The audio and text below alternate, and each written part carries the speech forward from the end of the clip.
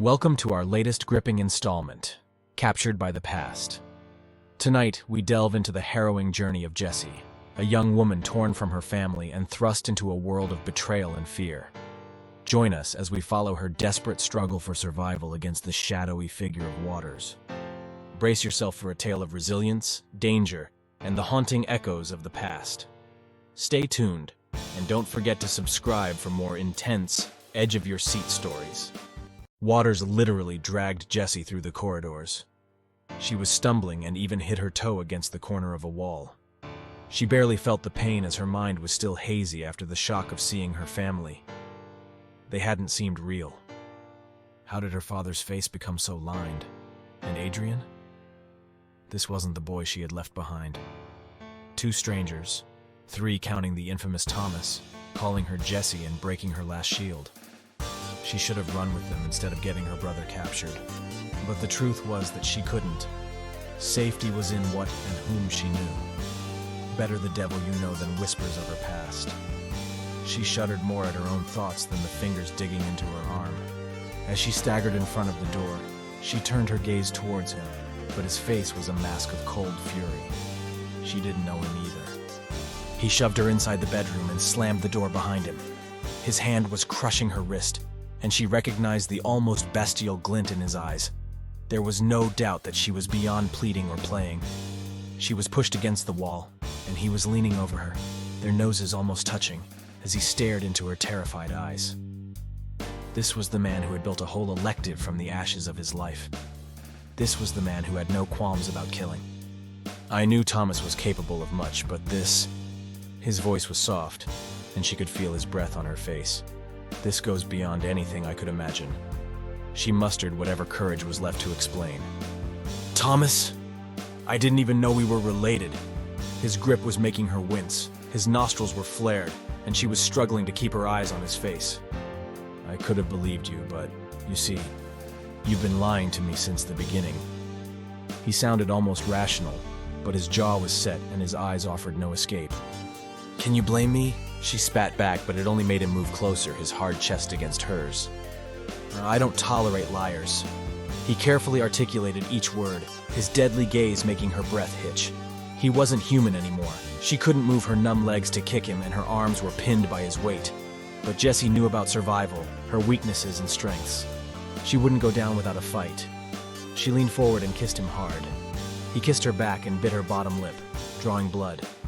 Stunned, she pulled back, her head hitting the wall in her haste. Thought you could fuck this away? Doesn't surprise me. This is what you do best, he whispered against her lips. The words stung more than his bite. A cruel glint in his painfully blue eyes made Jessie look away. She didn't have time to process his contempt as his mouth crashed over hers again. His right hand slipped from her shoulder to rip open the shirt. The buttons fell to her feet as his hand grasped her breast, making her jump. She kissed him back, her body yielding to his, and her free hand grasping his curls.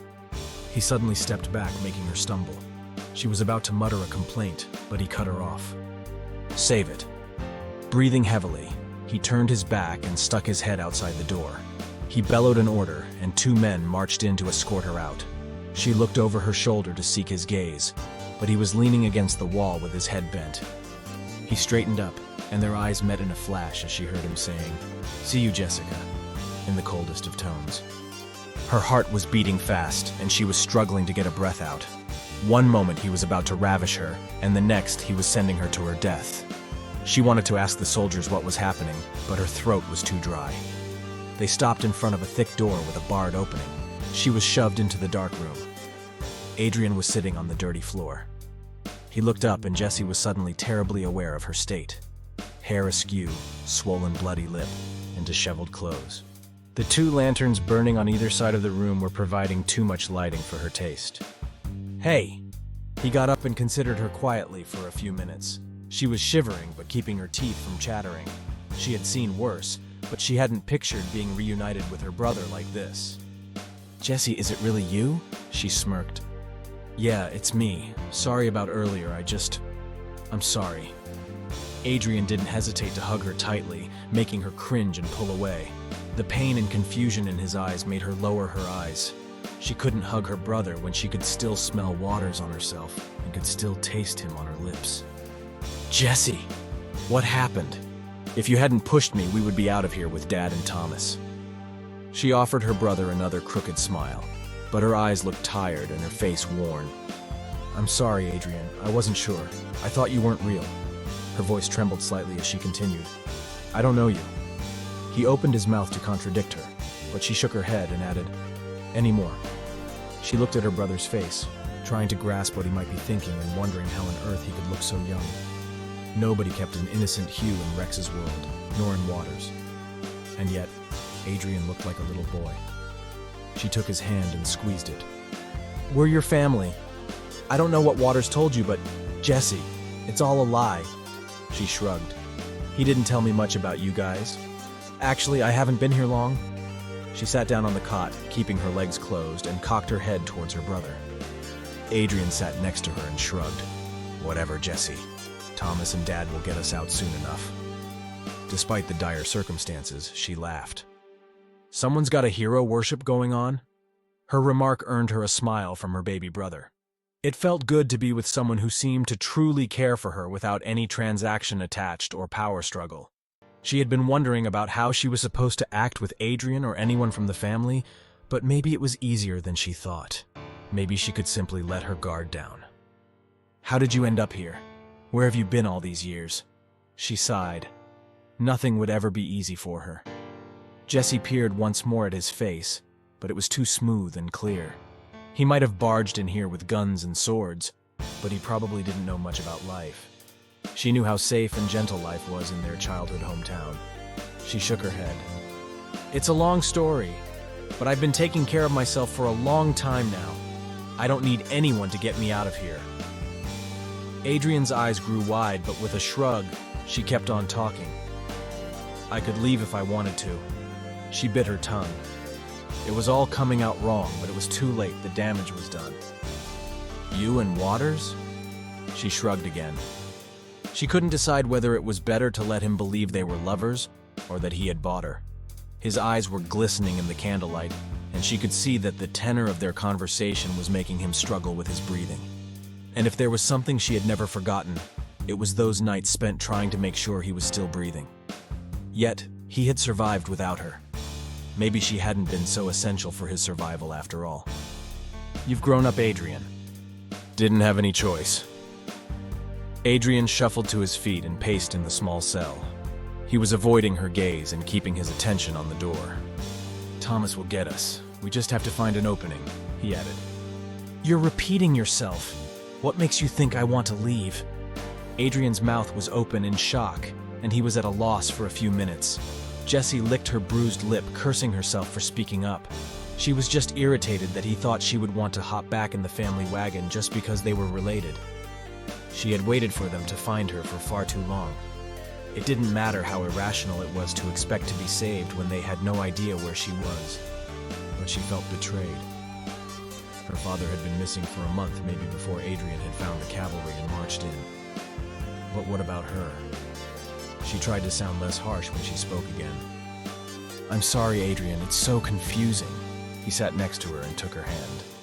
Hey, I'm here. I'm your brother, Adrian. Jessie, we tried looking for you. Dad scoured the area, but after some time, we had to accept that you were gone. We didn't know Waters had gotten you, or we would have come sooner. I can't imagine what he's done to you. She pulled her hand away from his and rubbed her eyes. After a decade without tears, she'd been crying a lot these last few days. He didn't do anything to me. Actually, and she peered into her brother's eyes before continuing, he saved my life. He shook his head in disbelief, and she crossed her arms defensively over her barely covered breast.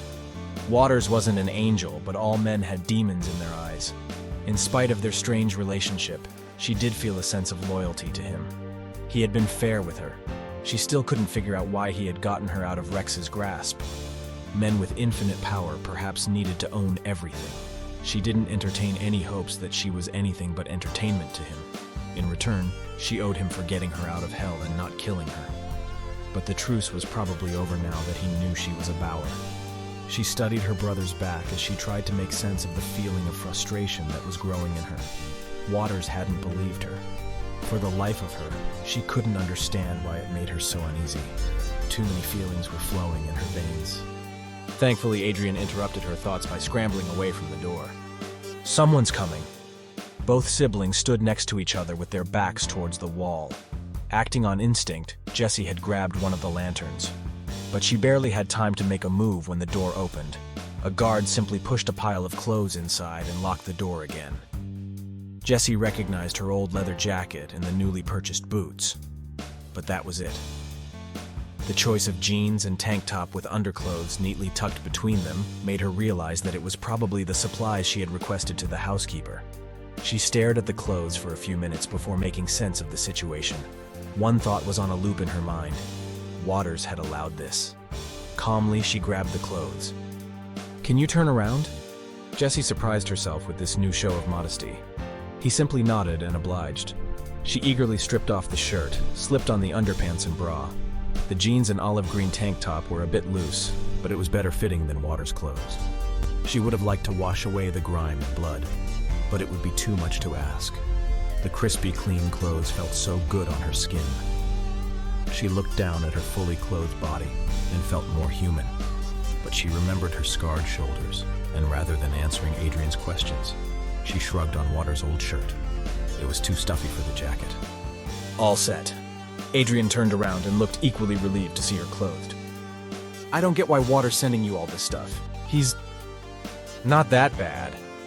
Adrian shook his head in disagreement, but Jessie went on.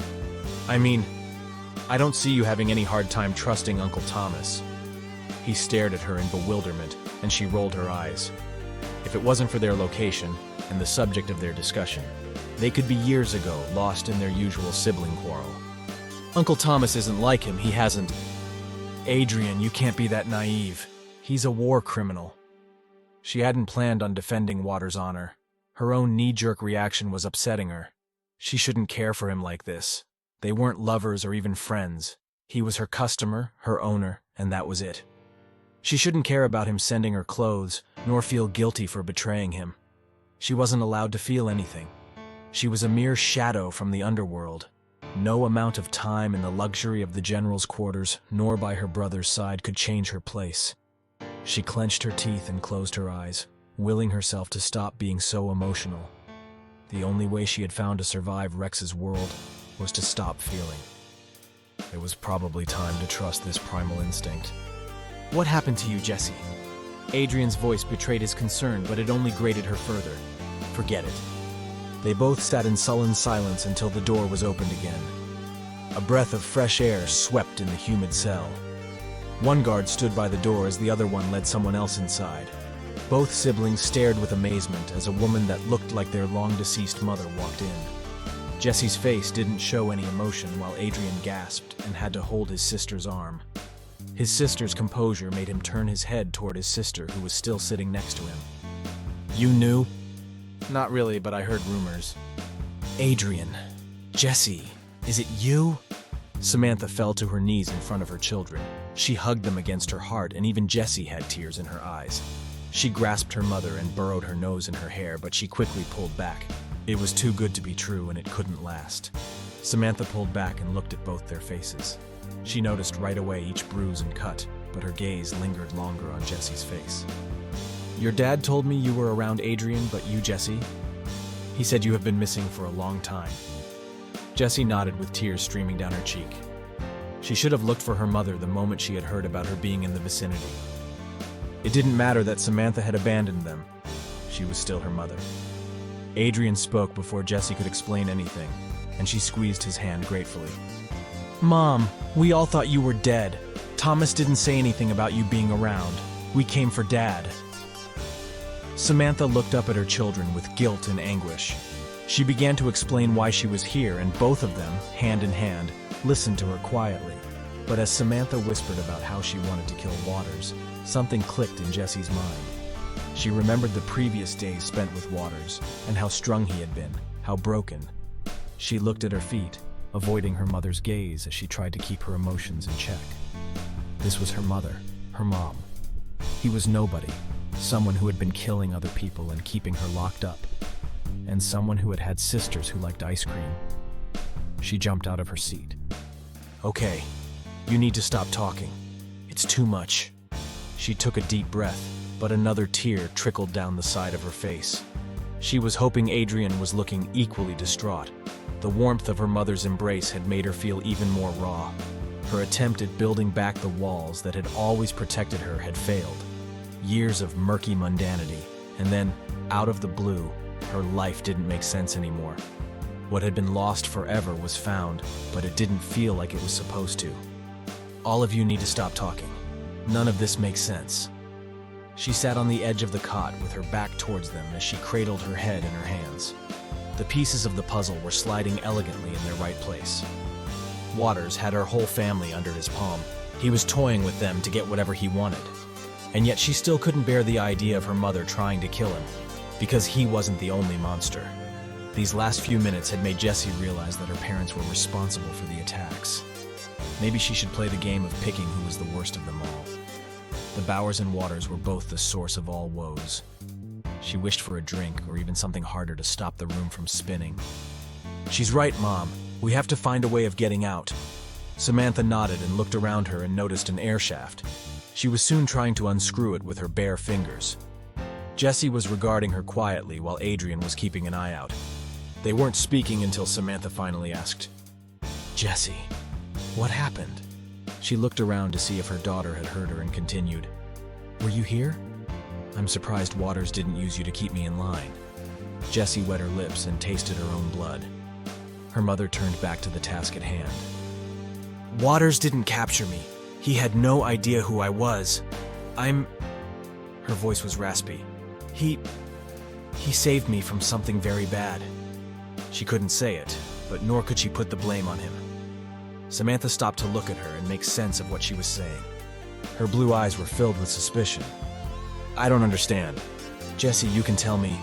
Did he hurt you?" Jessie shook her head and once more Adrian jumped in. "I think we should hurry up. Thomas might show up any time to spring us out." Samantha's face fell and her attention diverted to her other child. "Thomas is here?" "Of course he is. Like I said earlier, he helped me to spring Dad out and then we saw Jessie and well, I got distracted. But he's coming." Samantha's eyes were wide and mouth agape, but there wasn't much time as they heard feet shuffling near their cell and torchlights. Jessie crossed her fingers, hoping it wasn't Waters. How on earth would she explain her connection with him when her mother was already so wired about Thomas? She didn't recognize the man walking in, but he eyed her with a knowing gaze. He was clearly not the type to be trifled with. His words may have outraged Samantha or scared Adrian, but his leering glance just made Jessie roll her eyes.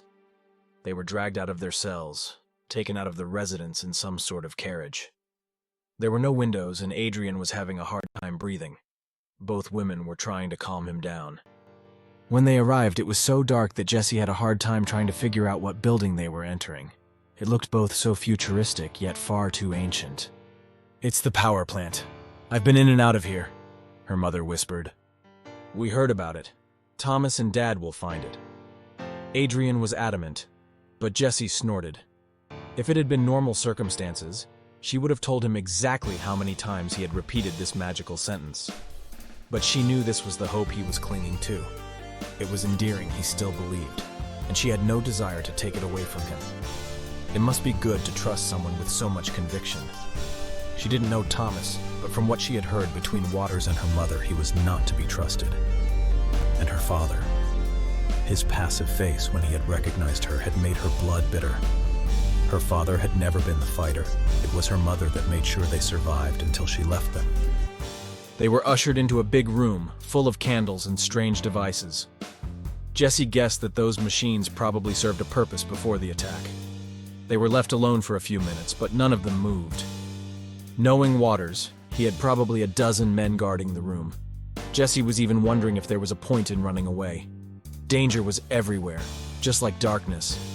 Adrian and her mother wanted to get out, but she didn't know where to go. Their little rebellion didn't make sense to her. Why fight against the elective when evil was actually in all human beings? What mattered was staying safe. The world would save itself. The door opened and Waters stepped in and moved closer to them in a few smooth steps. Her whole body tingled in anticipation and fear. She kept her face turned towards her brothers. Adrian's eyes narrowed as he glanced at the general. He still couldn't make sense of what this man had over his sister, but it was probably something terrible. He wished for his uncle's agility or knowledge in combat. Waters appraised them with the hint of a smirk. His eyes paused on Jessie. "Hello, Jessica. It's nice to finally meet you. The real you. At least I don't need to introduce myself." She ignored her brother's shuffling or her mother's death stare, looked at him and replied in an even tone. "Likewise." "What have you done to my children? To Jessie?" screeched Samantha. She was facing Waters without showing any ounce of fear. It made Jessie smile in spite of the danger. So this was where she had gotten her guts, and this resilience that pushed her through those dark years. Waters didn't answer, but instead brought the conversation back to something he called an amplifier. Jessie shifted her weight from one foot to the other. It wouldn't take long until her mother figured it all out. But her concerns moved from her own survival to the implication of Waters having electricity. In their days together, he had rarely spoken about how he was handling the elective. There wasn't any reason to do so. Their interaction had one sole purpose. She was having a hard time understanding why her mother was so adamant. Electricity would change the lives of so many. Warm, clean water, lights, and so many things that would make life more bearable. But she soon realized the use of this power would be specific as Waters explained to them what the pendants could do. "Mom, don't do it." Adrian gaped at his mother and enjoined her not to help him. Jessie heard the other man preparing his gun, and her gaze wandered to Waters' face, but he was wearing his general mask. Parts of her wanted to tell Adrian to let it go. Did it really matter in the grand scheme of things?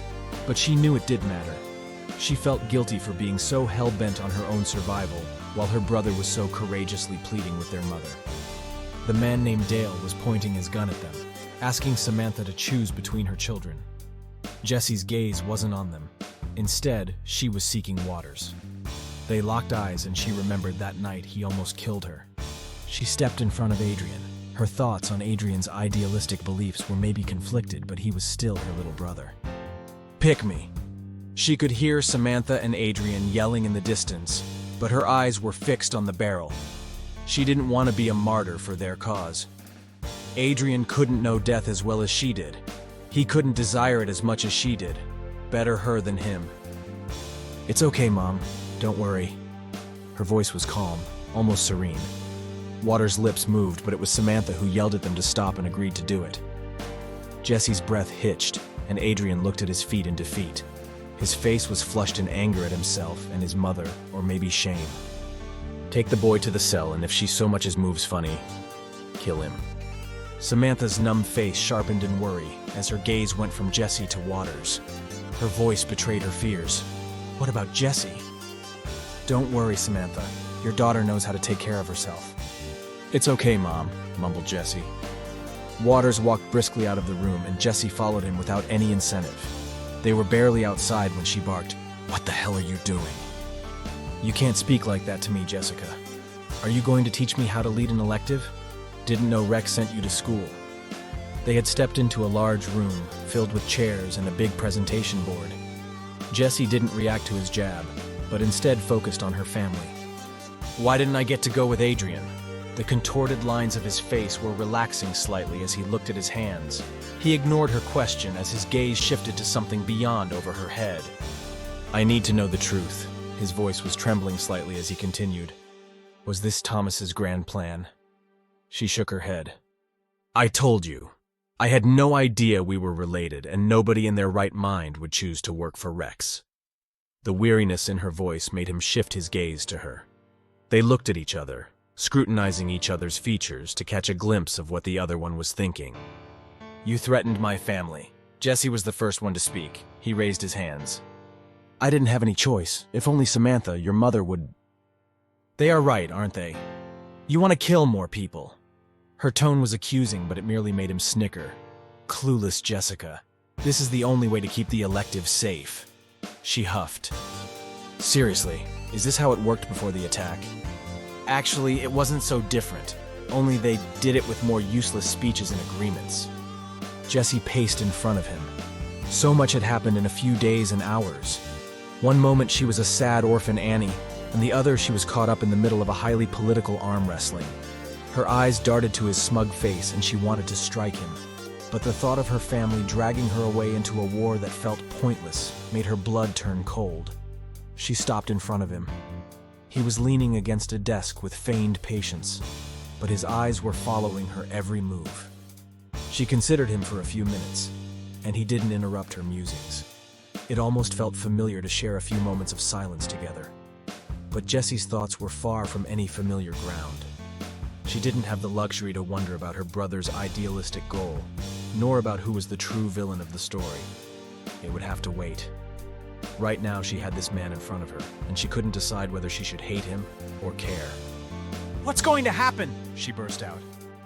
"Your mother is going to build the amplifier for my choppers, and I'm going to crush the rebellion." He enunciated each word as if she was a simpleton. It made her flush. "I mean, about this." He sighed.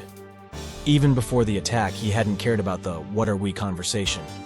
He considered her. She was a Bauer, all right.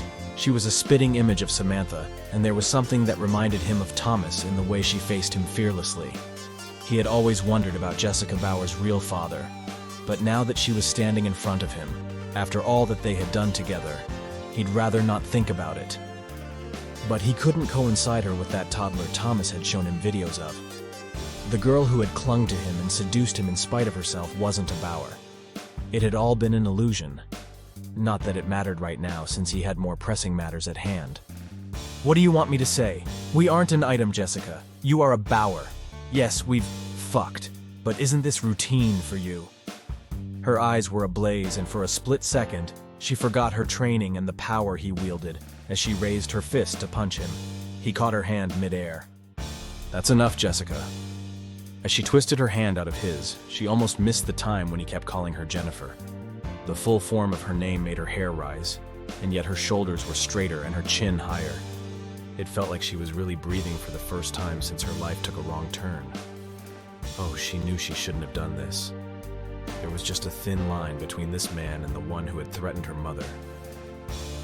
He took hold of her wrists, but she merely eyed him without even struggling. "I should have known you were a Bauer with this attitude of yours." His eyes were ablaze, and yet he couldn't help but admire her fighting spirit. Before the reveal, he had sometimes seen flickers of her true nature, but she was unfolding before his very eyes. "If you don't give a damn about me, just let me go." He shook his head with a thoughtful gaze. "I need leverage." "You've got Adrian. Why are you still keeping me here?" Her voice sounded almost hopeful. He snorted. "I'm sorry you're having some kind of Stockholm syndrome, but it's time for you to go find your brother. I don't have time for this." She looked hurt. He looked away. They had a moment, one night, when their brokenness had found a way to mend itself. But he wasn't her glue, and he didn't need to be repaired. He needed to be himself and be the man the elective needed. Jessie flushed in embarrassment at her own weakness. Maybe Rex had been right. She had been molded for one sole purpose and would never be normal again. She was led through the building to another cell. Adrian hugged her in relief as soon as the door was locked behind her, but she didn't return the embrace. Surprised, he looked at her and noticed that her eyes seemed sunken and hollow, but he didn't dare comment. "Are you sure Uncle Thomas is going to show up?"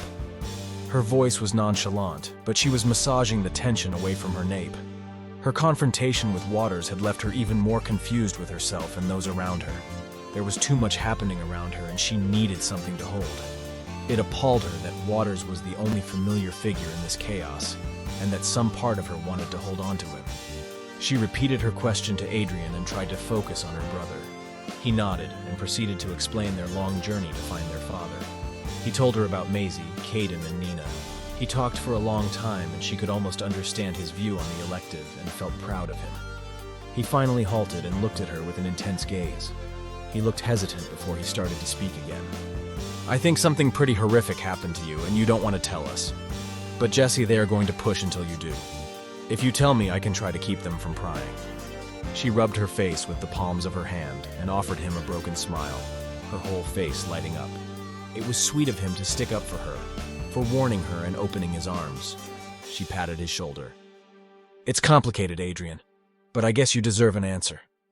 She sat on the floor, drawing her knees to her chest and circling them with her arms. Adrian followed her suit. His eyes were still so gray and full of goodness, but she had to open Pandora's box, and she knew that nothing would ever be the same. There isn't any pretty way of saying it, so I'm just going to say it. You just have to promise me something. She looked at his young face. He had no idea how dark the world could be. His journey had been hard, but it was filled with some kind of nobility. He nodded at her request. Don't feel sorry for me, and you can't tell Mom and Dad. I'm not sure. Adrian, please. He nodded in agreement. I left home because I wanted to have a day trip and see something else. I couldn't bear Dad and how he was with Maisie, pretending that she was like our mom. I just needed out. I didn't think I would get caught so easily. She paused as she recalled how she had told the same story to Waters. Telling him had made it easier for her to open up to her brother. Have you heard of Rex? We passed through there. How? When? It must have been after she left for Waters. Adrian's eyes narrowed into slits and darkened. No, Jessie, don't tell me it's... She nodded slowly, her eyes bloodshot but dry. I've been there ever since that day I left home. Adrian shook his head and tried to get a hold of her hand, but she shuffled away. Instead, she folded both hands together and her nails dug into her soft skin. Waters got me out. Her voice was raw as her throat was burning. Why? It's complicated. He didn't know who I was and things have been easier for me. Well, until he found out. Adrian, he's not that bad. I guess he's like Uncle Thomas. She added hesitantly. Adrian's face flushed and he swiftly shook his head. Can't compare them. His stubborn expression filled Jessie with a typical sibling annoyance. She pursed her lips before contradicting him. Why not? They built the elective together. Adrian, you can't say that Thomas is a hero without giving some redeeming qualities to Waters. She shook her head slightly at her own words. She didn't speak again. Adrian hadn't turned away but was equally quiet. For as long as he had known, General Waters had been the darkest of monsters who had made the world a terrible place. He had been disturbed when they had found out that Thomas had been part of the elective, and yet, it just didn't sound right to put both men on the same level. Waters was the tyrant, and Thomas, the one who would save them all from the general. His head suddenly snapped up and blood drained from his face. Did you sleep with him? What, Adrian? You can't ask this. She stood up and faced the wall. She heard him shuffle and throw up. She would have done the same, but throwing up or crying would imply that she had something left to hurl out. There was only emptiness and bewilderment. They kept their back at each other and kept their peace. Jessie was once more curled up around her knees. Adrian's ragged breathing brought back memories of sharing the same bedroom. She would often tell him stories to distract him. There were always monsters lurking in the dark, but the heroes she made up always found a way of saving the day. She wished that she still believed in noble heroes and evil villains with the same fervor as her brother. But she couldn't have this relief. Thank you for joining us on this intense journey. Jessie's story is far from over, and the dangers she faces are only beginning. If you enjoyed this episode of Captured by the Past, make sure to hit the like button, share your thoughts in the comments, and subscribe for more episodes. Stay tuned for the next chapter as we unravel the mysteries and uncover the truths hidden in the shadows. Until next time, stay safe and keep watching.